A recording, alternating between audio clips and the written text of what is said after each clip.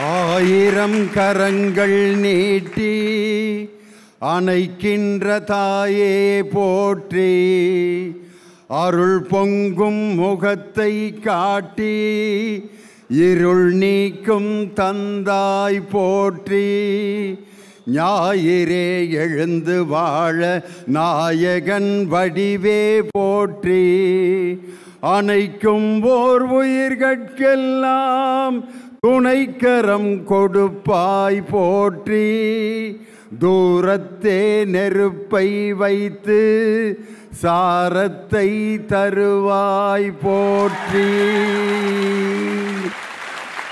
உலகத்திற்கே ஒளி வழங்கி கொண்டிருக்கக்கூடிய சூரியனை இந்த நேரத்தில் வணங்கி, ஒளியின் திருவிழாவான தீபாவளி அன்று எல்லோரும் மகிழ்ச்சிகரமாக வீட்டிலே சந்தோஷமாக இருக்கின்ற இந்த ஒரு நல்ல நாளில் உலகம் முழுவதும் வாழ்ந்து கொண்டிருக்கக்கூடிய கோடான கோடி கலைஞர் தொலைக்காட்சியின் ரசிக பெருமக்கள் அனைவருக்கும் என் மனம் கனிந்த தீப ஒளி திருநாள் வாழ்த்துக்களை தெரிவிப்பதில் மகிழ்ச்சி அடைகிறேன். தீபாவளி அன்னைக்கு எவ்வளவு வீட்டில் பிரச்சனை இருந்தாலும் அதை பூரா மறக்கடிக்கிறதுக்குன்னே பட்டாசு மத்தாப்பு இதெல்லாம் வெடித்து சந்தோஷமாக இருப்போம். அந்த தீபாவளி அன்னைக்கு காலையில் பார்த்தீங்கன்னா தலைக்கு எண்ணெய் வச்சு குளிச்சுட்டு வீட்டில் செஞ்ச பலகாரங்களையெல்லாம் சாப்பிட்டு, அதுவும் வெளியில் மிச்சர் கடையிலையும் பேக்கரியிலையும் வாங்கி தின்ன பலகாரங்களையெல்லாம் சாப்பிட்ற நேரத்தில் வீட்டில் நம்ம அப்பா அம்மா கையில் சமைச்சு சாப்பிட்ற அந்த பலகாரத்தை சாப்பிட்டு சந்தோஷமாக இருக்கக்கூடிய ஒரு நல்ல நேரம். இந்த நேரத்தில் உங்கள் அனைவரையும் சந்தித்து வாழ்க்கைக்கு தேவையான ஒரு தலைப்பை கொடுத்து உங்கள் அனைவரையும் சிரிக்கவும் சிந்திக்கவும் வைக்கக்கூடிய ஒரு நல்ல வாய்ப்பு. மிக சிறப்பாக இந்த திருவள்ளூர் மாவட்டத்தில் இந்த கடம்பத்தூர் SSS சிதம்பரம் மகாலை தேர்ந்தெடுத்து இவ்வளவு அருமையான கூட்டத்தை எங்களுக்கு தந்து இந்த அருமையான மண்டபத்தை ஏற்பாடு செய்து இந்த நிகழ்ச்சிக்கு அனைத்து ஏற்பாடுகளையும் செய்வதற்கு காரணமாக இருந்த திருவள்ளூர் மேற்கு மாவட்ட கழகத்தினுடைய செயலாளரும் திருத்தணி சட்டமன்ற உறுப்பினர் எனது அருமை தம்பி சந்திரன் அவர்களுக்கு என்னுடைய சிறப்பான நன்றியை சொல்லி, எங்கள் அன்பு மருத்துவர் மாவட்ட கழகத்தின் துணை செயலாளர் டாக்டர் குமரன் அவர்களுக்கு சிறப்பான என்னுடைய நன்றியை சொல்லி, அவருடைய மருத்துவ பணியும் அரசியல் பணியும் மென்மேலும் சிறக்க அவரை அன்போடு வாழ்த்துவதற்கு நான் கடமைப்பட்டிருக்கிறேன். பெரும் திரளாக இந்த அரங்கை நிறைத்திருக்கின்ற எங்கள் உயிரினும் மேலான கடம்பத்தூர் ரசிக பெருமக்களுக்கு என்னுடைய தீபாவளி வாழ்த்துக்களை தெரிவித்துக் கொள்கிறேன். இந்த தீபாவளி அன்னைக்கு பாருங்கள், சந்தோஷமான நேரத்தில் குடும்பத்தை பற்றி ஒரு பட்டிமன்றம். இக்காலத்தில் கணவன் மனைவி நண்பர்களாக இருக்க முடியுமா முடியாதா, அதான் இன்னைக்கு பட்டிமன்றம். கல்யாணம் முடிச்சு பல வருஷம் ஆனதெல்லாம் இப்படியே பார்க்குறாங்க. அடே ஆயா நீ வேற, அவன் முதல்ல எங்கே இருக்கானே தெரில, இதில் எங்கே நண்பராக இருக்கிறதா இல்லையாங்கிறத எங்கே யோசிக்கிறதுண்டு. பெண்களை கேளுங்க, என்னம்மா உங்கள் வீட்டுக்காரரு கூட நண்பர் மாதிரி இருக்கீங்களா? அதுவா? ஐயோ ஐயோ, அது எப்போ வீட்டுக்கு வருது போகுதுன்னு யாருக்காவது தெரியுதா அப்படின்னு இந்த மாதிரி சலிப்பாக பேசுகிறவங்க இருக்காங்க. கணவன் மனைவி இன்று நண்பர்களாக இருக்க முடியும் அப்படின்னு பேசுகிறதுக்கு 4 பேர். முடியாது, கணவன் மனைவியாக தான் இருக்கணும், அதுக்கு எதுக்கு நண்பர்களாக இருக்கணும் அப்படின்னு பேசுகிறதுக்கு 4 பேர். கணவன் மனைவி நண்பர்களாக இருக்க முடியும் முடியாது அப்படிங்கிற அணியில் முடியும் என்ற அணியை தொடங்கி வைத்து அருமை சகோதரி மலர்விழி பாட்டோடு உங்களை சந்திக்க வருகிறார். வாங்க மலர்விழி. உன்னை கண்டு நான் ஆட, என்னை கண்டு நீ ஆட, உல்லாசம் பொங்கும் இன்ப தீபாவளி, ஊரெங்கும் மகிழ்ந்து ஒன்றாக கலந்து உறவாடும் நேரமடா, உறவாடும் நேரமடா. உலகெங்கிலும் வாழும் கலைஞர் தொலைக்காட்சி நேயர்களுக்கு தித்திக்கும் தீபாவளி நல்வாழ்த்துக்களை தெரிவித்துக் கொள்ளுகின்றேன். உண்மையிலே ரொம்ப அருமையான ஒரு தலைப்பு. இன்றைய வாழ்க்கையில் கணவன் மனைவி நண்பர்களாக இருக்க முடியுமா முடியாதா? முடியுமா முடியாதா? முடியும்னா கை தட்டுங்க. முடியாதுன்னு சொல்றதுக்கு 4 பேர் வந்திருக்காங்க. அவங்க 4 பேருக்கு என்ன தெரியும்? எப்பவும் என்ன கேட்டாலும் முடியாது, தெரியாது, கிடையாது, இந்த 3 தான் அவங்க 4 பேருக்கு நடக்காது. நடக்காது. அப்படிலாம் பேசக்கூடாது. முடியுங்கிற ஒரு வார்த்தையே எவ்வளவு தன்னம்பிக்கை நிறைந்த வார்த்தை தெரியுமா நடுவர்களே? கண்ணில் தெரியும் வண்ண பறவை கையில் கிடைத்தால் வாழலாம், கருத்தில் இருக்கும் காதல் எண்ணம் கனிந்து வந்தால் வாழலாம், கன்னி இளமை என்னை அழைத்தால் தன்னை மறந்தே வாழலாம், வாழ நினைத்தால் வாழலாம், வழியா இல்லை பூமியில் ஆழக்கடலும் சோலையாகும், ஆசை இருந்தால் நீந்தி வா. வெளியில இருந்து நம்ம வீட்டுக்குள்ள வரோம். வந்த உடனே ஓடி வந்து அப்பா அப்படின்னு பிள்ளைங்க காலை கட்டிக்கணும். ஐ அப்பா அப்படின்னு சொல்லணும். ஐயோ அப்பா அப்படி சொல்லக்கூடாது. அது மட்டும் இல்லை, 4 நாள் நம்ம பிரிஞ்சு வீட்டுக்கு வந்திருக்கோம். மனைவிக்கு கண்களை பார்க்கும்போது 4 நாள் பிரிஞ்சதற்கான ஒரு ஏக்கம் அந்த கண்களில் தெரியணுமா. அது மட்டும் இல்லை, அவர் ஆசுவாசமாக உட்கார்ந்து இருக்கும்போது ஒரு தோல்ல குழந்தைகள் சாஞ்சி இருக்கணும், இன்னொரு தோல்ல மனைவி சாஞ்சி இருக்கணும். அது மட்டும் இல்லைங்க, பிள்ளைக்கு மனைவி சோறு ஊட்டும் போது அவருக்கும் ஒரு வாய் ஊட்டணும். சுதந்திரமான வாழ்க்கை. தூங்கும்போது எல்லாரும் சேர்ந்து தூங்கணும். வாழ்க்கை பிரச்சனைய ஒரே அறையில் தீர்த்துக்கிடணும். சில வீட்டில் ஒரே அறையில் தீர்த்துக்கிடுவாங்க. அப்படி தீர்த்துக்க கூடாது. நட்புக்கு இலக்கணம் என்ன தெரியுமா? விட்டு கொடுப்பது, விட்டு கொடுக்காமல் பேசுவது, விட்டு விலகாமல் இருப்பது. இந்த 3 தான் நட்புக்கு இலக்கணம் நடுவர்களே. இந்த 3 கணவன் மனைவிக்குள்ள இருந்தா வாழ்க்கையை வெற்றியா கொண்டு போகலாம். கணவனுக்கு மனைவிக்கு சண்டை வரும்போது பட்டு வாங்கி கொடுத்தா மகிழ்ச்சி இல்லை, துட்டு கொண்டு கொடுத்தா மகிழ்ச்சி இல்லை. கொஞ்சம் விட்டு கொடுங்கள் சகோதரர்களே, அப்பொழுதுதான் மகிழ்ச்சி வரும். சோகங்கள் வரும்போது, அவமானங்கள் வரும்போது கூடவே இருப்பதுதான் நட்பு. அதுபோல ஒரு மனைவி, கணவனுக்கு உடம்பு சரியில்லையா, கட்டின கணவன் கட்டையோ நெட்டையோ, கருப்போ சிவப்போ, லூசோ கூசோ, யாரு கிடைச்சாலும் அவர்தான் கண்கண்ட தெய்வம்னு அவருக்கு உடம்பு சரியில்லாத நேரத்தில் கூட கூடவே இருந்து கண்ணீர் வடிக்கிறா. பாத்தீங்களா? இமை போல 2 விழி காக்கும் தாயே, எது வந்த போதும் சுமை தாங்கி நீயே, எடுத்தாலும் என்ன 7 பிறவி நீதானே கண்ணே எனக்கேற்ற மனைவி.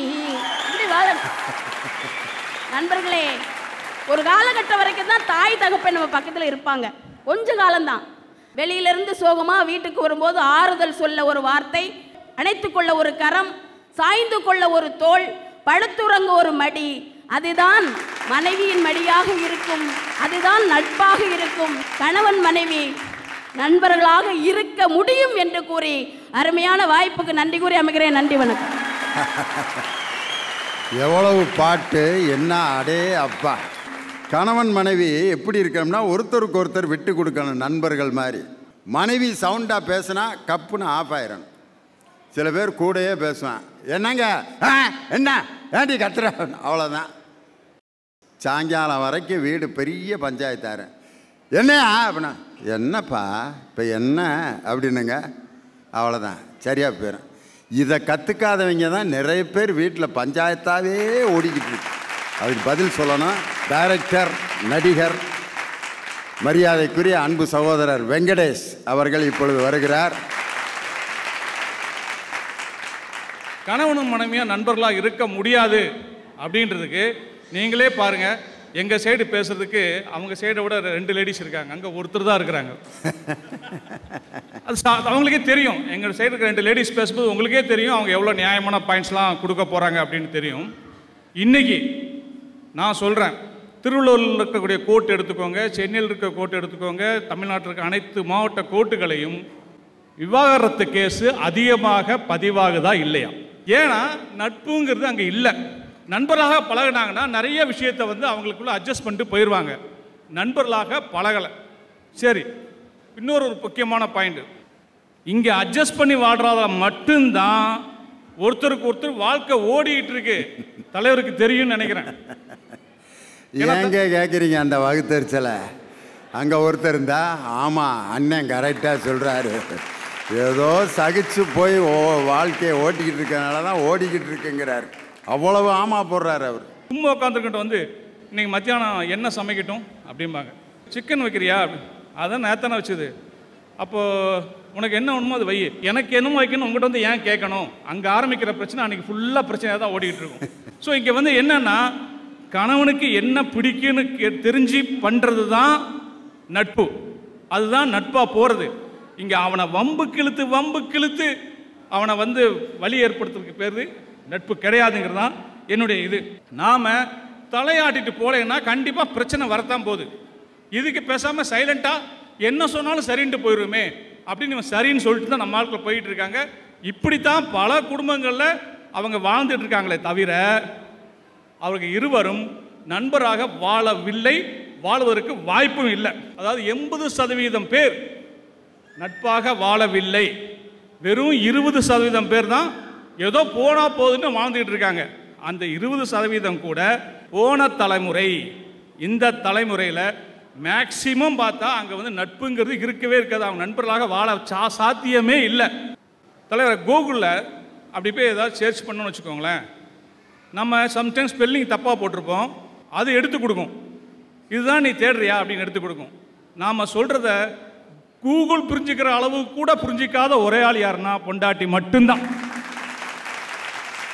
நம்ம சொல்கிறதையே புரிஞ்சிக்காத பொண்டாட்டி வாழ்க்கையில் நம்ம பிரச்சனை எப்படி புரிஞ்சுக்க போகிறாங்க, எப்படி நம்மளோட நட்பாக வாழ போகிறாங்க. கொரோனா காலம் வந்துச்சுல, அப்போ இங்கே இருக்கிற ஆம்பளைங்க எல்லாரும் தயவு செய்து அவங்க கைத்தட்ட சொன்னாங்க, நான் கை தூக்க சொல்ல போகிறேன்.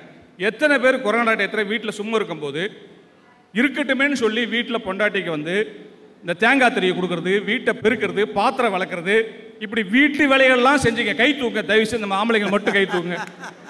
எல்லாம் தூக்குங்க நினச்சா பாதி புறம் தூக்குறீங்க. சரி, இப்படி தூக்கணவங்க கேட்குறேன். இப்படி தூக்கணவங்க எல்லாம் கொரோனா முடிஞ்சதுக்கப்புறம் வெளியே போயிட்டு வரேன், பாத்திரம் விலைக்கு வைங்க அப்படின்னு அது கண்டினியூ ஆனது எத்தனை பேர் பாருங்க. நமக்கும் ஆள் இருக்காங்க. இப்படி நம்ம ஒய்ஃபுங்களுக்கு, அதாவது பொண்டாட்டிகளுக்கு எதையாவது கட்டத்தில் உதவி செய்யலான்னு செஞ்சால் கூட அதை அப்படியே நம்ம பக்கம் தள்ளி விட்டுறாங்க. அதனால இவங்க என்ன பண்ணுறாங்கன்னா, நட்பாக இருக்க வேண்டாமா, நீ அப்படியே இரு, நான் இப்படியே இருக்கேன். இந்த விசு படத்து கிளைமாக்ஸில் வரும்ல, நீங்கள் அங்கேயே இருங்க, நாங்கள் இங்கேயே இருக்கிறோம், அப்பப்போ பார்த்துக்குவோம், அப்பப்போ பேசிக்குவோம் அப்படின்ற மாதிரி தான் கணவன் மனைவிகள் ரொம்ப நெருக்கமாக இல்லாமல், ரொம்ப நட்பாலாம் இல்லாமல், நீ அங்கே இருந்துக்கோ, நான் இங்கே இருந்துக்கிறேன், உனக்கு என்ன வேணும் அதை கேள்வி, நான் செஞ்சு தந்துடுறேன், வாழ்வோம், வாழ்ந்து முடிச்சிருவோம், அப்படி தான் வாழ்ந்துட்டு இருக்காங்களே தவிர நண்பர்களாக வாழவில்லை என்று ஆணித்தரமாக கூறி இந்த வாய்ப்புக்கு நன்றி கூறி அனைவருக்கும் நன்றி கூறி விடைபெறுகிறேன். இயக்குனர் வெங்கடேஸ்வர் அருமையான ஒரு கருத்தை சொன்னார். அதாவது மனம் திறந்து நம்ம நண்பர்கள்ட்ட பேசுகிற மாதிரி மனைவிகிட்ட பேச முடியுமா?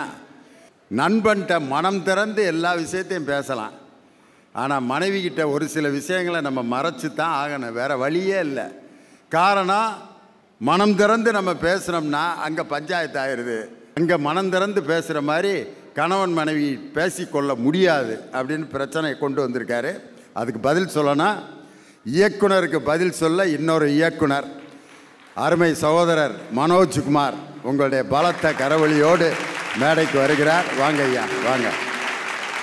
என் உறவு சொந்தங்கள், என் அண்ணன், தம்பி, அக்கா, தந்தை, மாமை, மாமா, மைத்தனா, என் சித்தப்பா, பெரியப்பா, பித்தமா, என் உறவுகள் அத்தனை பேரும் இங்கே இருக்கும்போது உறவுகளை பார்க்கறதுக்கு ஒரு உண்மையிலே ஆடியன்ஸை பெரியோர்களே தாய்மார்களேன்னு கேள்விப்பட்டு தான் கேட்டிருக்கேன்.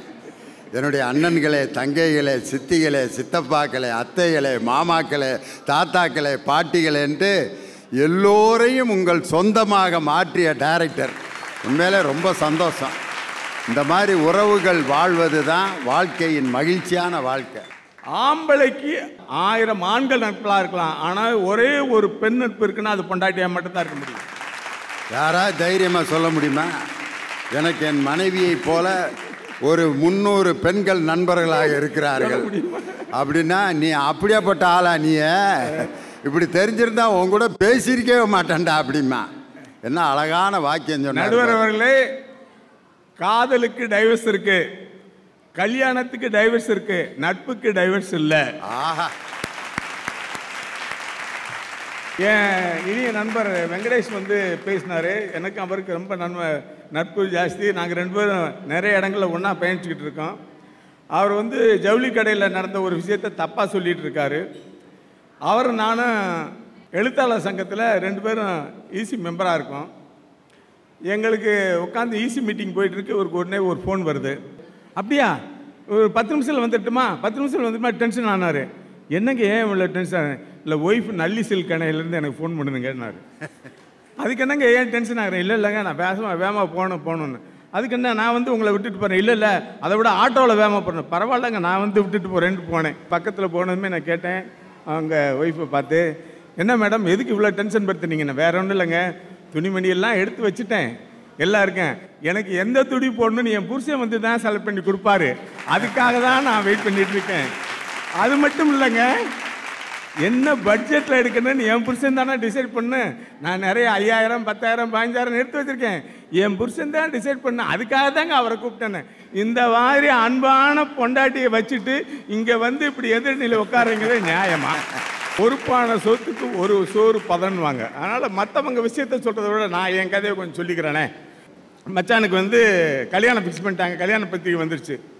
போய் துணிமணிலாம் எடுத்துகிட்டு அவங்களுக்கு சீர்வரிசை செய்யணுட்டு ரெடியாக போனேன். சரிம்மா, நகை கடைக்கு போயிட்டு வந்துடலாம், என்ன இருந்தாலும் நான் மச்சான் நாளைக்கு கல்யாணத்துக்கு போய் நிற்கணும்ல அப்படின்னு போனேன். நகை கடையில் அவர் நிறையா செயின்லாம் எடுத்து பார்த்துட்டு சின்னதாக யோசனை பண்ணி கேட்டான், ஏங்க என் தம்பி கல்யாணத்துக்கு நீங்கள் மச்சின முறையில் ஒரு 5 பவுன் போடலாமா? யார் இது அறிவேட்டவளை, 5 பவுன் எப்படி போடுவேன்? 10 பவுனாக போடணும். 2 பிள்ளைகளை நம்ம வச்சுருக்கேன். 2 பிள்ளைக்கு தாய்மாமேவன். உன் தம்பி தான் 2 பிள்ளைகளுக்கு தாய்மாமே. 5 பவுன் போட்டால் எப்படி வரும்? 5 பவுன், இந்த பிள்ளை கையில் 5 பவுன், அந்த பவுனுகளை 5 பவுன் போட்டு 10 பவுனாக செய்வோம். ஏன்னா நாளைக்கு நம்ம காரியம் வைக்கும்போது 10, 20 பவுனாக நமக்கு திருப்பி வீட்டுக்கு வந்துருந்தேன். இதை தேங்க நானும் நினச்சேன்டா. அப்போ எங்களுக்குள்ள நட்பு இருக்கா இல்லையா சொல்லுங்கள். என்றுமில்லை எந்த காலகட்டத்திலையும் கணவன் மனைவியும் நட்போடு இருப்பதுதான் சாத்தியம். நட்போடு இருப்பதுதான் சாத்தியம். இதற்கு நிச்சயமாக நல்ல தீர்ப்பை கொடுப்பீங்க. இல்லைன்னா வீட்டில் போனதுமே உங்களுக்கு பிரச்சனை உண்டாகும். அதை மனசில் வச்சு நல்ல தீர்ப்பை கொடுங்கன்னு கேட்டு வாய்ப்புக்கு நன்றி பாராட்டி என் உரைக்கு விடையிறுக்கிறேன். நன்றி வணக்கம். கணவன் மனைவி நண்பர்களாக இருக்க முடியும்ட்டு ரொம்ப இயல்பாக பேசினார். அவருக்கு பதில் சொல்ல எங்களுடைய அருமை சகோதரி கல்லூரி முதல்வர் வேதநாயகி அவர்கள் உங்களுடைய கரவொலியோடு மேடைக்கு வருகிறார்கள். வாங்க. நடுவர் அவர்களே, அருமையான தலைப்பு, அற்புதமான பேச்சாளர் பெருமக்கள். இன்றைய வாழ்க்கையில் கணவன் மனைவி நட்பாக இருக்க முடியுமா முடியாதா? அப்படித்தானங்க ஐயா? ஆமாப்பா. வாய்ப்பில்லை ராச. நடுவர் அவர்களே, கோழிக்கு நேரம் சரியில்லைன்னா அது முனியாண்டி விலாசு முன்னாடி வந்து முக்காபுலா டான்ஸ் ஆடுமா? அது மாதிரி இருக்கு இவங்க 4 பேரும் பேசுறது. நான் கேட்கிறேன், இங்க இவ்வளோ பேர் உட்கார்ந்து சிரிச்சிட்டு இருக்காங்களே, எதுக்காக சிரிச்சிட்டு இருக்காங்க? வீட்டில் எல்லாம் பொண்டாட்டியை விட்டுட்டு வந்திருக்காங்க. அதனால தான் இங்கே இவ்வளோ அழகாக உட்காந்து சிரிச்சிட்டு இருக்காங்க. நடுவர் அவர்களே, எங்கள் வீட்டு பக்கத்தில் ஒரு 3 பேர் பேசிக்கிட்டாங்க. அதில் ஒருத்தன் சொன்னா, ஏண்டா மாப்பிள்ள, நான் பைக்குக்கே லோன் வாங்கினேன், லோன் கட்டல, பைக்கை தூக்கிட்டு போயிட்டான்டா அப்படின்னா. கூட இருந்தவன் சொன்னா, டே மச்சான், நான் மாட்டுக்கே லோன் வாங்கினேன், லோன் கட்டல, மாட்டை ஓட்டிக்கிட்டு போயிட்டான்டா அப்படின்னா. கூட ஒருத்தன் 3ஆவதா நின்றுட்டு இருந்தான் பார்த்தீங்களா, அவன் சொன்னா, இப்படின்னு தெரிஞ்சிருந்தா நான் கல்யாணத்துக்கே லோன் வாங்கியிருப்பேன்டான்னா. நீங்க கடம்புத்தூர் பஸ் ஸ்டாண்ட்ல போய் பாருங்க, திருவள்ளூர் பஸ் ஸ்டாண்ட்ல போய் பாருங்க, திருப்பாச்சூர் பஸ் ஸ்டாண்ட்ல போய் பாருங்க. இவங்களோட நம்பிக்கை இருக்கு பாத்தீங்களா? கணவனும் மனைவியும் நட்பாக வாழ முடியும்னு சொன்னவெல்லாம் பஸ் ஸ்டாண்ட்ல நின்றுட்டு இன்னைக்கு எத்தனை பேரு மனைவியோட நல்ல சந்தோஷமா வாழறாங்க? நட்புக்கு என்னங்க முதல்ல நம்பிக்கை இருக்கணும், அப்படித்தானங்க? எதிர்பார்ப்பு இருக்கக்கூடாது நடுவர் அவர்களே. ஆனா ஐயா வந்து சொன்னாரு, 10 பவுன் போட்டா நாளைக்கு 20 பவுன் வரும் அப்படின்னு சொன்னா அந்த குடும்பத்துல எங்க நட்பா வாழறாங்கன்றதான் என்ன கேள்வி நடுவர் அவர்களே. ரயில்வே ஸ்டேஷன்ல வந்து ட்ரெயினை விட்டு இறங்குற ஒரு ஆள் என்ன பண்ணாரு, அவங்க பொண்டாட்டியை போட்டு அடி பின்னி எடுத்துட்டு இருந்தார். நான் பார்த்து கேட்டேன், ஏன் அந்த அம்மாவை போட்டு அடிச்சுட்டு இருக்க, இடையா பிரச்சனை அப்படின்னு கேட்டேன். உடனே அவர் என்ன பார்த்து சொன்னாரு, என் குடும்பம், என் பிரச்சனை, என் பொண்டாட்டி, உனக்கு என்னமா, வேலையை பார்த்துட்டு கிளம்ப மாட்டிட்டார். மனசு தாங்கலங்க. அங்க ஒரு பெரியவர் நின்றுட்டு இருந்தார். அவர்கிட்ட சொன்னேன், ஐயா நீங்களாச்சும் போய் கேளுங்க, அந்த ஆள் அந்த அம்மாவை போட்டு அடிச்சுட்டு கிடக்கான்னு. அந்த பெரியவர் போய் கேட்டாரு, ஏன்னா அந்த அம்மாவை போட்டு அடிக்கிற அப்படின்னாரு. உடனே அந்த ஆள் சொன்னா, வா ஐயா வா, முச்சந்தில வச்சு அடிக்கிறப்ப மட்டும் இன்னைக்கு 4 பேர் வந்து நியாயம் கேட்கறியே, வீட்டில் என்ன 3 நாள் முக்க வச்சு அடிச்சால ஒருத்தனாச்சும் வந்து நியாயம் கேட்டீங்களா? இந்த கணவன் மனைவி உறவு எப்படி தெரியுங்களாங்க, நட்புன்னு வந்து பேச வந்திருக்காங்களே அவங்கெல்லாம் 6 பேக் மாதிரி அதை மெயின்டைன் பண்ணினே இருக்கணும், அப்போதான் கரெக்டாக இருக்கும். ஆனால் நட்புன்றது எது தெரியுங்களா, தொப்பை மாதிரி ஒரு முறை அது நம்மக்கிட்ட வந்துருச்சுன்னா அது நம்மளை விட்டு போகவே போகாது. நடுவர் அவர்களே, நட்பு எப்பவுமே அடுத்தவங்களுக்கு கஷ்டத்தை கொடுக்காதுங்க, உண்மையா இல்லைங்களாங்க? ஆனால் இந்த கணவன் மனைவி உறவு எப்படி இருக்குது, தீபாவளி வருது, எல்லா பெண்களும் என்ன நினைப்பாங்க தெரியுமா, எங்க புடவை வாங்கலாம், எங்க நகை வாங்கலாம், எங்க துணிமணி வாங்கலாம்னு நினைப்பாங்க நடுவர் அவர்களே. ஆனா எல்லா ஆண்களும் என்ன தெரியுமா நினைப்பான், எங்க வட்டிக்கு வாங்கலாம், எங்க கடன் வாங்கலாம், எங்க கடை கொடுத்தவங்க முன்னாடி நம்ம எங்கன்னா ஓடி போய் ஒளியலான்னு நினைப்பான்னு சொன்னா, இங்க இருக்கிற இந்த கணவன் மனைவி உறவு எப்படி நடுவர் அவர்களே வந்து அழகா இருக்குன்னு அவங்க சொல்றாங்க. ஒரு அம்மா சாரி எடுத்துட்டு போய் ஃப்ரிட்ஜில் வச்சுச்சுங்க, கோவம் வீட்டுக்காரனுக்கு, ஏமா உனக்கு எதனா அறிவு இருக்காமா, புடவையை கொண்டு போயிட்டு ஃப்ரிட்ஜில் வைக்கிறியே அப்படின்னுச்சு. அந்த அம்மா ரொம்ப சைலண்டாக சொல்லிச்சு, கட்டினது தான் குழுகுலுன்னு இல்லை, நான் கட்டிக்கிற புடவையாச்சும் குழுகுலுன்னு இருக்கட்டுமே தான் ஏன் கட்டிக்கிறேன்னு. குடும்பத்தில் என்ன நடக்குது நடுவர் அவர்களே, வீட்டு முன்னாடி குடுகுடுப்புக்காரன் வருவான், பார்த்துருக்கீங்களா? நேராக ஒரு 4 மணிக்கு வருவான் குடுகுடுப்பாரன், வந்து என்ன தெரியுமா சொல்லுவான், நல்ல காலம் பிறக்குது அப்படின்னு சொல்லுவான். எங்க வீட்டு பக்கத்துல ஒருத்தர் என்ன பண்ணாருன்னா, ஒருத்தன் வந்து குடுகுடுப்பக்காரன் வந்து சொல்றான், இந்த வீட்டுல காட்டேரி இருக்கு, இந்த வீட்டுல பிசாசு இருக்கு, இந்த வீட்டுல ரத்த காட்டேரி இருக்கு அப்படின்னா, உள்ள இருந்து அவன் புருஷங்காரன் ஓடி வந்து 200 ரூபாய் கொடுத்தாங்க. நான் ஆச்சரியப்பட்டுக்கிறேன், ஐயாப்பா உனக்கு எதனா அறிவு இருக்காயா, ஒரு 20 ரூபா கொடுக்கலாம், 30 ரூபா கொடுக்கலாம், இல்ல மிஞ்சு போனா 50 ரூபா கொடுக்கலாம், 200 ரூபா கொடுத்துருக்கேன்னு கேட்டேன். அவர் என்ன பார்த்து சொன்னாரு, சும்மா இருமா, இந்த ஆள் தாமா உண்மையை சொல்லியிருக்கான், இந்த வீட்டுல ரத்த காட்டேரி இருக்கு, பிசாசு இருக்கு, ரத்த காட்டேரி இருக்குன்னு சொல்லியிருக்கான்னு சொல்றான்னு சொன்ன. உங்க என்ன உறவுன்றது நான் கேட்கிறேன் நடுவர் அவர்களே. இங்க இவ்வளவு பெண்கள் உட்கார்ந்துருக்கீங்களாங்க, மனசாட்சியை தொட்டு சொல்லுங்க, அவங்க மணி பர்ஸ்ல யாரெல்லாம் வீட்டுக்கார போட்டோ வச்சிருக்கீங்க? அந்த அம்மா சொல்லுது, அவனை வீட்டில் வச்சிருக்கிறதே பெருசு, அவனை மணி பர்ஸில் வேற வைக்கணுமான்னு கேட்குது. நடுவர் என்னம்மா சமைக்கிறீங்க, நீங்க என்ன சமைக்கிறீங்க? சுட சுட சமைச்சா அது அம்மா சமையலுங்க, சுட வச்சு போட்டா அதான் பொண்டாட்டி சமையல். நடுவர் அவர்களே, தக்காளி சோத்தை கூட அம்மா பிரியாணி மாதிரி செய்வா, ஆனா பிரியாணியை கூட தக்காளி சோறு மாதிரி செஞ்சு போடுவா பொண்டாட்டி. நடுவர்களே, கமகமான வாசனை வந்தா அது அம்மா சமையல், வாசனை வருதா அப்படின்னு பார்த்தா அது பொண்டாட்டி சமையல். ரசத்துல புளிய கரைச்சா அது அம்மா சமையல், வயிற்றுலயே புளிய கரைச்சா அதான் பொண்டாட்டி சமையல். நடுவர்களே, இன்னைக்கு காலம் அப்படி போயிட்டு இருக்கு, எங்க நட்போட வாழுதுன்றதுதான் என்னுடைய கவலை. நடுவர் அவர்களே, என்ன மனமுள்ள பொண்ணு என்ன மதுரையில கேட்டாக, அந்த மன்னார்குடியில் கேட்டாக, அந்த மாயவரத்துல கேட்டாக, எல்லாம் கேட்டாங்களே, உன்னை உள்ளூர்ல ஒரு பய கேட்டானா?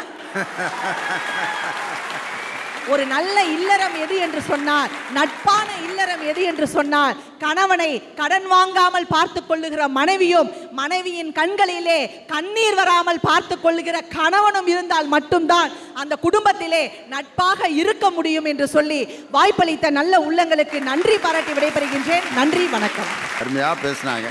அதுக்கு அடுத்து பதில் சொல்லணும், அருமை திரைப்பட நடிகர், அருமை தம்பி கதிர்.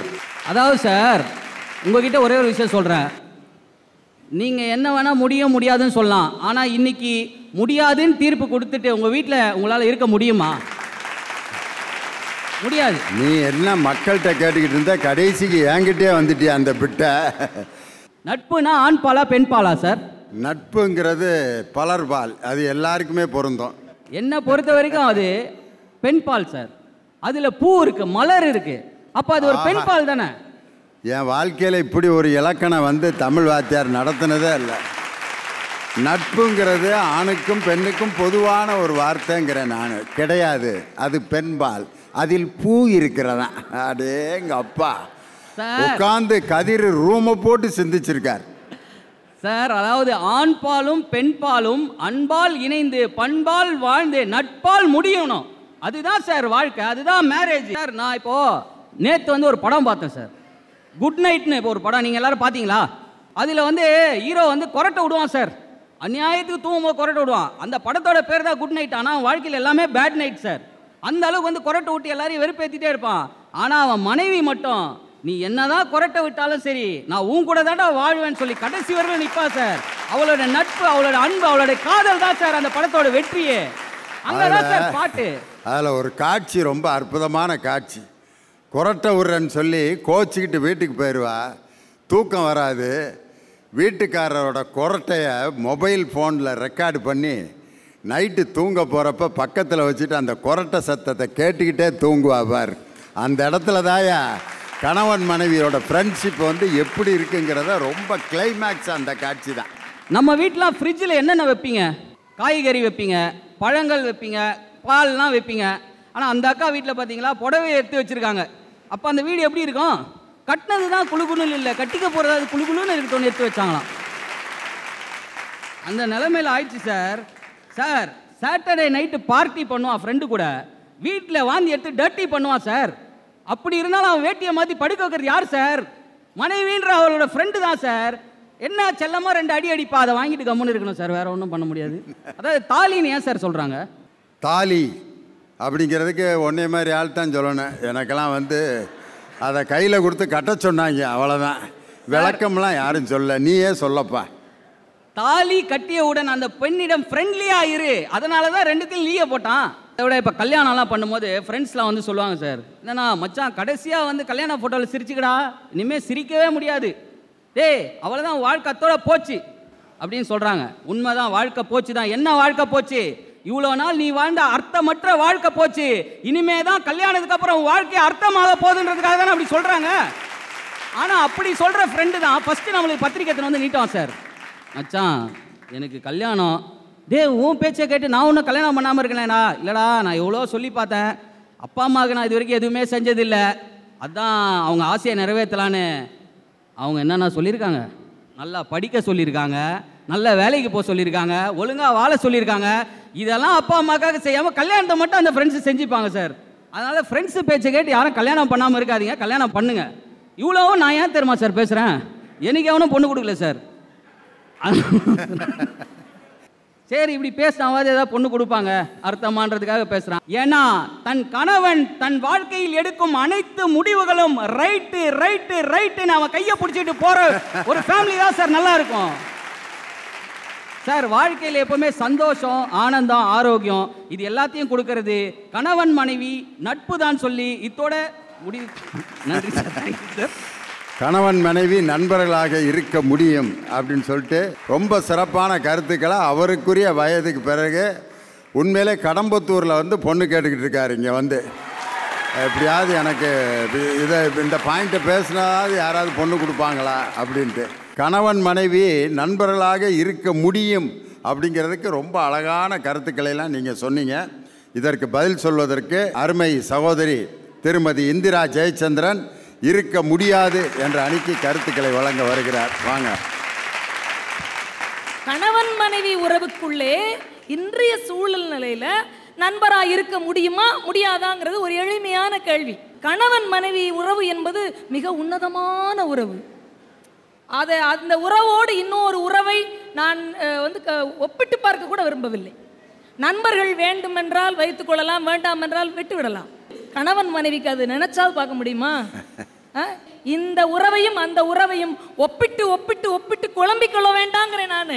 இடும்பை தீர்ப்பவள் என் மனை, அவள் என் குடும்ப வழக்குன்னு சொல்றாரு பாரதிதாசன் இல்லையா? ஒரு 10 நிமிஷம் கணவர் வீட்டுக்கு வர லேட் ஆயிடுச்சுன்னா அவ்வளோ டென்ஷன் வந்துடும். இங்கே வரைக்கும் உச்சி வரைக்கும் வந்துடும்.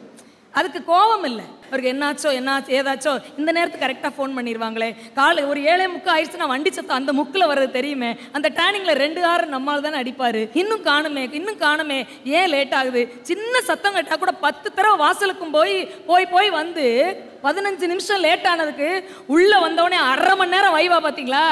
அப்போதாங்க மனைவி. சாதாரணமான விஷயங்க.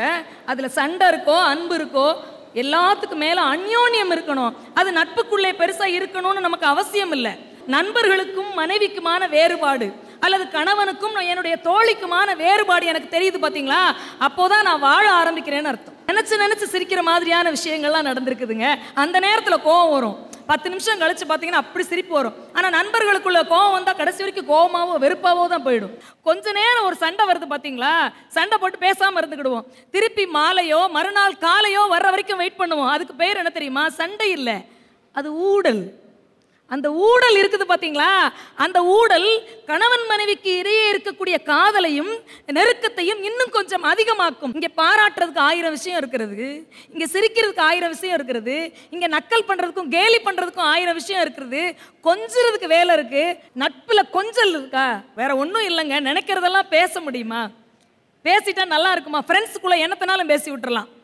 வீட்டுக்கு வராரு, வீட்டுக்காரர் கொஞ்சம் டென்ஷனாக வராரு, அந்த அம்மா கேட்குது, என்ன எப்பயும் 2 மணிக்கு வரவுங்க 4 மணிக்கு வரீங்க, பசிக்கலையா? கத்தாத, நாய் வேற சத்தம் போட்டு நாய் குலைக்குது. உடனே அவர் சொல்றாரு, நாயை கட்டுடி. அவர் ரொம்ப அசால்ட்டா, எத்தனை நாயத்தையும் கட்டுவாங்க? கட்டுவான், கையை காலை கழுவுங்க. இது நாயை சொல்றாங்களா அவரை சொல்றாங்களா? சின்ன சின்ன கேலியும் கிண்டல் இருக்குது பார்த்தீங்களா? அந்த நேரத்துக்கு புரியாது, அந்த நேரம் ஆனால் காதில் விழும். உங்கள் நட்பு நன்றாக இருக்கிறதா? நீ ஒரு நிமிஷம் யோசிச்சு பாருங்க. ஃபேஸ்புக் நண்பர்கள், யாருன்னே தெரியாத 1000 பேர் 2000 பேர் நமக்கு நண்பர்கள். வாட்ஸ்அப் குழு, அதில் தானா சேர்ந்த கூட்டம், தானா சேராத கூட்டம், மாமியாரை பிடித்த கூட்டம், மருமகள்களை பிடிக்காத கூட்டம், இப்படி ஏகப்பட்ட வாட்ஸ்அப் குழுக்கள். இதெல்லாம் உண்மையான நட்பா உங்களுக்கு? குடும்பத்தினுடைய நன்மைக்காக, குடும்பத்தினுடைய வெற்றிக்காக எப்பயுமே தோத்து போறதுக்கு தயாரா இருக்கக்கூடிய ஒரு மனைவியும், எப்படியாவது இந்த குடும்பத்தை வெற்றி கொள்ளவே வைப்பேன், சமுதாயத்தில் 4 பேர் மதிக்கிற மாதிரி நான் வாழுவேன்னு நினைக்கக்கூடிய கணவனும் மட்டும் போதும்.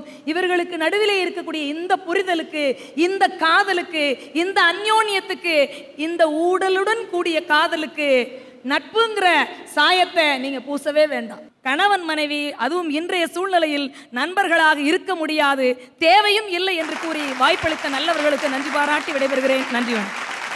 கணவன் மனைவி திருமணம் முடிக்கிறதுக்கு முன்னாடி பாசமலர் படத்தில் பாருங்க, சிவாஜி கணேசன், ஆனந்தா என் கண்களையே உன்னிடம் ஒப்படைக்கிறேன், அதில் ஆனந்த கண்ணீரை தவிர வேறு எதுவும் வரக்கூடாது. தன் தன் தன் தன் டன் டன் டன் டன் டன் டன் டன் வாராயன் தோழி வாராயோ, மணப்பெண்ணை காண வாராயோ. அதில் பார்த்தீங்கன்னா, மலராத பெண்மை மலரும், இன்னும் தெரியாத உண்மை தெரியும் அப்படின்ட்டு பாட்டு, அமர்க்களம், பந்தல் கிந்தல், இவ்வளவு அமர்க்களம் பண்ணி தான் ஒரு கல்யாணம் பண்ணுறான். எங்கேயாவது ஒரு நண்பனை யாராவது ஒருத்தன் இப்படி வந்து, வெங்கடேஷ் என் கண்களையே உன்னிடம் ஒப்படைக்கிறேன், இந்த நண்பனிடம் ஆனந்த கண்ணீரை தவிர வேறு யாராவது நம்ம ஃப்ரெண்டை அவன்கிட்டையாவது வந்து ஒப்படைச்சிருக்கானா இது வரைக்கும்? அதனால் தானாக ஏற்படக்கூடிய நட்பையும் திருமண வாழ்க்கையும் ஒப்பிடாதீங்க. நட்பு வேறு, இல்லற வாழ்க்கை வேறு அப்படிங்கிற மாதிரி அடித்து கொண்டு போய் நிப்பாட்டிவிட்டாங்க.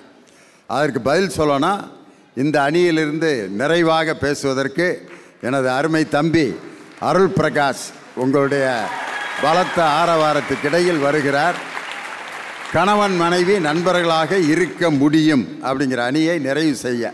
நட்பு என்கிற சாயத்தை பூசாதீர்கள், அது சாயம் இல்லை. நட்பு என்கிற சாயலில் வாழ்ந்தால் அந்த வாழ்க்கை நலமாக இருக்கும் என்று நாங்கள் சொல்ல போகிறோம். அந்த அம்மா வந்தாங்க, எங்கள் வீட்டுக்கு ஆசையில் ஒருத்தன் ரத்த காட்டேரி இருக்கு, அது இருக்குது, இது இருக்குன்னு சொன்னோன்னே எங்கள் வீட்டுக்காரர் கொண்டு வந்து 200 ரூபா கொடுத்தாரு. நண்பனை போல வாழ்ந்திருந்தால் அவங்ககிட்ட உங்கள் வீட்டுக்காரர் சண்டைக்கு போயிருப்பாரு. நீங்கள் கணவன் மனைவியாக வாழ்ந்தனால தான் 200 ரூபா கொடுத்தாங்க. கணவன் மனைவி நட்பாக இருக்க முடியுமா முடியாதா? அவங்கெல்லாம் முடியாதுன்னு சொல்கிறாங்க, நாங்கள் முடியும்னு சொல்கிறோம். முடியும்னு சொல்கிறதுக்கு இவங்க 2-3 சினிமா பாட்டு பாடுறாங்க, முடியாதுன்னு சொல்கிறதுக்கு அவங்க சில சினிமா பாட்டு பாடுறாங்க. நான் இப்போ கேட்குறேன், கொஞ்சம் மாற்றுங்க. இருக்கலாமா கூடாதா? ஜென்யூனாக யோசித்து பார்க்கணும். இருக்க முடியுமா முடியாதாங்கிறத விட்டுருங்க. இருக்கணுமா இருக்கக்கூடாதாம்? இருந்தா என்ன நன்மை, இல்லாததுனால என்ன தீமைங்கிறது தான் இப்போ நான் பேச போறேன். இப்போ கல்யாணம்ங்கிற சொல் 10ஆம் நூற்றாண்டுக்கு அப்புறம் தான் வந்துச்சு. அதுக்கு முன்னால கல்யாணத்துக்கு மன்றல்ங்கிற சொல்லு தான் இருந்துச்சு. விவாகம்னு ஒரு சொல் இருக்கு. நான் என்ன சொல்ல வரேன்னா, அந்த காலத்தில் இருந்த கல்யாணம், அந்த காலத்தில் கணவன் ஒரு பாஸ் சர்வெண்ட்ங்கிற உறவுல இருந்துச்சு. இப்போ அப்படி இல்லை, 2 பேரும் ஈக்குவல்ங்கிற நிலைமைக்கு வந்துட்டோம். இந்த காலகட்டத்தில் அந்த ஃப்ரெண்ட்ஷிப் என்கிற சாயலை நாம் ஏற்றுக்கொள்ள வேண்டும். விவாகம்னு ஒரு சொல்லுச்சு. ஏன்டா விவாகம்னு சொல்லினா ஒருத்தர் சொல்கிறான், வி வா கம், என் வீட்டுக்கு வரப்போறவளே அதனால வி, என்னோட வா அதனால வா, எப்படி வா, கம்முன்னு வா, இதனால தான் விவாகம்னு வந்துச்சுன்னு ஒருத்தர் சொல்கிறான். அப்படி ஒரு காலகட்டத்தில் இருந்து இன்றைக்கு மெல்ல மெல்ல ஒருவரோடு ஒருவர் சகஜமாக பழகக்கூடிய இந்த காலகட்டத்தில் நம்ம நட்பாக வாழ முடியுமா இல்லையாங்கிறது தான் கேள்வி. கணவன்னா சம்பாரிச்சு போடணும், மனைவி தான் சமைச்சு போடணுங்கிற எல்லையிலிருந்து மாறி இருவரும் வேலைக்கு போகிறார்கள், இருவரும் ஒன்றாக இருக்கிறார்கள். ஃப்ரெண்ட்ஸுக்குள்ள ஈகோ இல்லாதது மாதிரி கணவன் மனைவிக்குள்ளேயும் ஈகோ இருக்கக்கூடாது என்பதால் நீங்கள் ஃப்ரெண்ட்ஸ் மாதிரி வாழ்ந்தா நீங்க சொன்ன மாதிரியே விவாகரத்து கோர்ட்டுகள் எல்லாம் மூடப்படும் என்பதுதான் எங்களுடைய வாதம். இவ்வளவு திட்டினாங்கல்ல கணவனை, நீங்க எல்லாம் ரசிச்சிங்கல்ல, இந்த சகரஸ்வர ரசிப்பு தன்மை நண்பர்களுக்குள்ள இருக்கல, ஃப்ரெண்ட்ஸை நம்ம கிண்டல் பண்றோம்ல, கிண்டல் பண்ணும்போது அவன் ஜாலியை ஏத்துக்கிறான்ல, அது மாதிரி ஏற்றுக்கொள்ள வேண்டும். அப்படி ஏற்றுக்கொள்ளுகிற பக்குவம் வந்து விட்டால் வாழ்க்கையில் எல்லா சூழலிலும் ஜெயிக்க முடியும். நட்பு என்பது நம்பிக்கை, நட்பு என்பது பரஸ்பர உணர்வு. அந்த புரிதல் கணவன் மனைவிக்குள்ள வந்துட்டா குடும்ப கோர்ட்டுகள் குறைஞ்சு போயிடும் என்பதுதான் இந்த அணியினுடைய ஒட்டுமொத்த அடிப்படை வாதம். இருவரும் பரஸ்பர வாழ்க்கையில நண்பனை போல பழகிக்கொள்ள வேண்டும். நீங்க ஒரு மனுஷன் எப்ப அதிகபட்ச சந்தோஷத்தில் இருப்பான் தெரியுமா? வீடு கட்டும் போதும் இல்லை, கல்யாணம் பண்ணும் போது இல்லை, குழந்தை பெறும் போது இல்லை, நீங்க ஆபீஸில் உட்கார்ந்துருக்கும் போதும் ஒரு 12 மணிக்கு உங்க வீட்டில இருந்து போன் வந்து, ஏங்க சாப்பிட்டீங்களா? இன்னும் சாப்பிடல. ஏங்க டைமுக்கு சாப்பிடுங்க, நீங்க நல்லா இருந்தா தானே நாங்க நல்லா இருக்க முடியும் அப்படின்னு சொல்லும்போது தன்னை கவனிக்க ஒரு ஜீவன் இருக்கிறது என்று உணர்கிற பொழுதெல்லாம் நாம் உச்சபட்ச சந்தோஷத்துக்கு போவோம். அந்த சந்தோஷத்தை மனைவியாக இல்ல நண்பனாகவும் கொடுக்க முடியும். நீங்க எல்லாரும் நல்லா சமைக்கிறத பத்தி பேசுறீங்க, கணவனுடைய கிண்டல் பண்ணி பேசுறீங்க, அதெல்லாம் இருக்கட்டும். அந்த கிண்டலையும் பாசிட்டிவா ஒரு கணவன் எப்ப ஏத்துப்பான்? உங்களை ஃப்ரெண்டா நினைக்கும் போது தான். இன்னும் ஒரு விஷயத்தை அழுத்தமா சொல்லிட்டு போறேன். இவங்க எல்லாரும் என்ன சொன்னாங்க? அதெல்லாம் இருக்க முடியாது, அது வேறு இது வேறு, அது வேறு இது வேறு தான். ஆனால் அந்த காலகட்டத்தில், இன்றைக்கு இருக்கிற காலகட்டத்தில் கணவன் பாஸ், மனைவி அடிமை என்கிற நிலைமை இல்லை. 2 பேரும் சம்பாதிக்கிறார்கள், 2 பேரும் குடும்பத்திற்காக கஷ்டப்படுகிறார்கள். அப்படி கஷ்டப்படுகிற நேரத்தில் வெளியே போய்விட்டு வருகிற கணவனையும் வீட்டுக்குள்ளே சிரமப்படுகிற மனைவியும் ஒருவரை ஒருவர் உணர்ந்து கொள்ள வேண்டும். சுருக்கமாக ஒரு இலக்கணம் சொல்கிறேன். நல்ல கணவன் யார், நல்ல மனைவி யார், நண்பர்களுக்குள்ளே இருக்கக்கூடிய ஒரு இலக்கணம். எங்கள் வீட்டுக்காரு என்ன சொல்லுவாரோ அதை தான் நான் சொல்லுவேன்னு ஒரு மனைவி சொன்னா, அவள் பேசாமல் இருக்கும்போதே அவள் ஏன் பேசாமல் இருக்கிறா, அந்த மௌனத்தினுடைய மொழி என்னன்னு ஒரு கணவன் புரிஞ்சுக்கிட்டா அவங்க தான் நல்ல கணவன் மனைவி. இப்போ நீங்கள் வெளியே போயிருக்கிறீங்க, அந்த நேரத்தில் உங்களை தேடிட்டு ஒருத்தர் வராரு, நீங்கள் ஒரு பதில் சொல்லி அனுப்பிச்சிடுங்க. உங்கள் வந்து கணவன் வந்து அவர் வந்தார் இப்படி சொல்லி அனுப்பிச்சிட்டேன்னு சொன்னால், ஆமாம் ஆமாம் நான் இருந்தால் கூட அதுதான் சொல்லியிருப்பேன் என்று கணவனின் மொழியாக மனைவி மாறுகிறாளே, அந்த இல்லறம் ஜெயிக்கிறது. அவள் அமைதியாக உட்காந்துருக்கும் போது, என்ன நீ சோகமாக உட்காந்துருக்க, இல்லையே உன் முகம் சரியில்லையே, ஏதோ உனக்கு பிரச்சனைன்னு அவள் மௌனத்தை வாசிக்கிறானே கணவன், அப்பொழுது அந்த இல்லறம் சிறப்பாக மாறுகிறது. கணவனின் மொழியாக மனைவியும் மனைவியின் மௌனத்தை கணவனும் வாசித்தால் அந்த இல்லறம் நல்ல இல்லறமாக இருக்கும். அப்படிப்பட்ட இல்லறத்துக்கு நட்பை போன்ற ஒரு வாழ்க்கை தான் சரியாக அமையும், இருக்க முடியும். அதுதான் வாழ்வின் தீர்வை கொடுக்கும் என கூறி நிறைவு செய்கிறேன். நன்றி, வணக்கம். ஆஹா, ரொம்ப அருமையா சுருக்கமாக முடிச்சிட்டார். கணவன் மனைவிக்கு இடையில ஒரு ரசனை இருக்கணும். இப்போ நான் வீட்டில் உட்காந்து பாட்டு பாடுறேன்னா என் மனைவி முதல்ல ரசிக்கணும், அவள் ரசித்தா தான் இங்கே ரசிப்பாங்க. இப்போ நான் வீட்டில் பாடினேன்னா ஏன் அப்படி கத்திக்கிட்டு இருக்க, கொஞ்ச நேரம் பேசாமல் இருக்கீங்களா இல்லையான்னு ஒரு வார்த்தை கேட்டிருந்தான்னா இந்த இடத்துல நான் பாட முடியுமா? முதல் எனக்கு ரசிகை, எனக்கு ட்ரையல் யாருன்னா என் மனைவி தான். அந்த மாதிரி ஒரு ரசிகையாக ஒரு கணவனுக்கு என்ன எதிர்பார்க்குறாங்கிறத தெரிஞ்சுக்கிட்டு வாழக்கூடியவள் தான் மனைவி. அதனால் இருக்க முடியும் அப்படின்னு இந்த அணி முடிச்சிருச்சு. முடியாது என்ற அணியை நிறைவு செய்ய என் அருமை கவிஞர் நெல்லை ஜெயந்தா உங்களுடைய ஆரவாரத்தோடு வருகிறார். இருக்க முடியாது அப்படின்ட்டு திட்டவட்டமாக பேச வர்றார். வாங்க. நடுவர் அவர்களே, கண்ணீரை விட உயர்வானது உயர்வை, கண்ணீரை விட உயர்வானது உயர்வை. அதனால்தான் அழுவதை போல் நடிக்க முடிகிறது, வியர்ப்பதை போல் நடிக்க முடியவில்லை. நாங்கள் வெங்காயத்தை லேசாக அப்படி கண்ணுக்கிட்ட கொண்டு போனால் அழுக வந்துடும், ஆனால் வேர்க்கிற மாதிரி நடிக்கவே முடியாது. அருமையாக சொன்னார். நாங்கள் உயர்ந்த விஷயத்தோடு இருக்கிறோம், அதனால்தான் எங்களுக்கு வியர்க்கிறது. கணவனும் மனைவியும் கணவன் மனைவியாகவே இருக்கலாமே, ஏன் அவர்கள் நண்பர்களாக இருக்க வேண்டும்? கணவன் மனைவிக்கான உறவு என்பது வேறு, நட்பு என்பது வேறு. கணவன் மனைவி உறவு என்பது உறவு உருவான பிறகு பழகுவது, நட்பு என்பது பழகுவதால் உருவாகிற உறவு. அது வேறு, இது வேறு. கணவன் மனைவி உறவு என்பது உடல் பொருள் ஆவி. ஆனால் நட்பில் உடலுக்கு இடமில்லை, அது பொருள் ஆவி, அவ்வளவுதான். அதனால் தான் நீங்கள் சொன்னீர்களே, வள்ளுவர் கணவன் மனைவி இல்லறத்தை அறத்துப்பாலில் வைத்தார். இது அறம் சார்ந்த உறவு என்பது நட்பை பொருட்பாலில் வைத்தார். அது பொருள் சார்ந்த உறவு. நட்பு என்பது பொருள் சார்ந்த உறவு.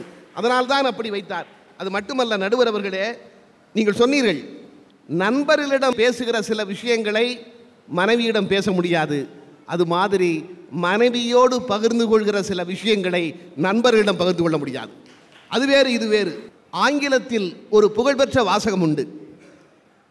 கணவன் மனைவி என்பவர்கள் ஒரு நாணயத்தின் 2 பக்கங்கள். கணவன் மனைவி என்பவர்கள் ஒரு நாணயத்தின் 2 பக்கங்கள்.